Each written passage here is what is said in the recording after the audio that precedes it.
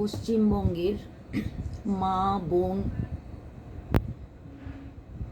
মেয়েরা তাদের সবার প্রতি আমার এই আহ্বান যে আগামীকাল 29শে আগস্ট যে বিক্ষোভ মিছিল বা সমাবেশ হতে চলেছে কলেজ স্ট্রিটে বিদ্যাসাগর স্ট্যাচুর পাদদেশ থেকে, সেখানে যোগদান করুন।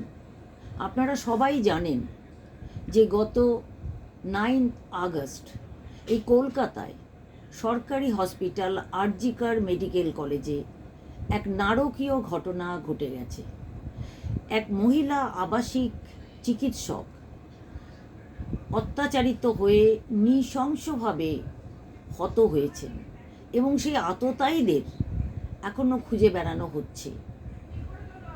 আপনারা সবাই বুঝতে পারছেন যে এই রকম ঘটনা এই শহরের বুকে মহিলাদের একদমই নিরাপত্তাহীনতাকে প্রকট করে দেয়। শুধু তাই নয়, তারপরে আমরা মেয়েরা দলে দলে 14ই আগস্ট যে রাত জাগো আন্দোলনে নেমেছিলাম, তার পরিপ্রেক্ষিতেও আরজি করে সেই রাতেই আবার সমস্ত ভাঙচুর হয়েছিল।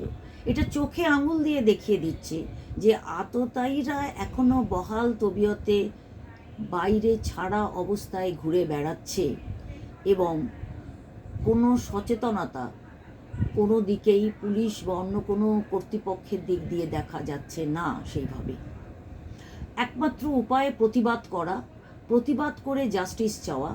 আমরা জাস্টিস চাই, জাস্টিস ফর আরজি কর, জাস্টিস ফর অভয়া।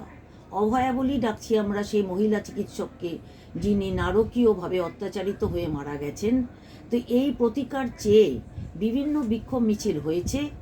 আগামীকাল 29শে আগস্ট কাজী নজরুল ইসলামের প্রয়াণ দিবসে আমরা মহিলারা আরেকটি বিক্ষোভ সমাবেশ এবং মিছিলের আয়োজন করেছি কলেজ স্কোয়ারে বিদ্যাসাগর স্ট্যাচুর পাদদেশ থেকে।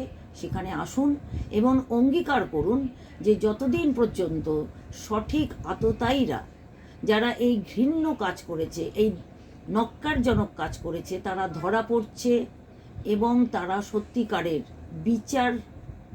বিচার পাচ্ছে, তাদের ধরা পড়ে বিচার পাওয়ার সাথে আমাদের বিচারও জড়িত আছে। যখন আততায়ীরা শাস্তি পাবে তখন বিচারটা কমপ্লিট হবে।